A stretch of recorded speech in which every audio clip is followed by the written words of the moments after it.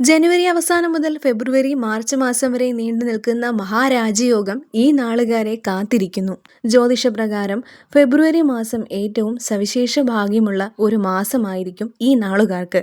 ജനുവരി അവസാനം മുതൽ ത്രിഗ്രഹയോഗം ഈ നാളുകാർക്ക് ശക്തമാവുകയാണ്.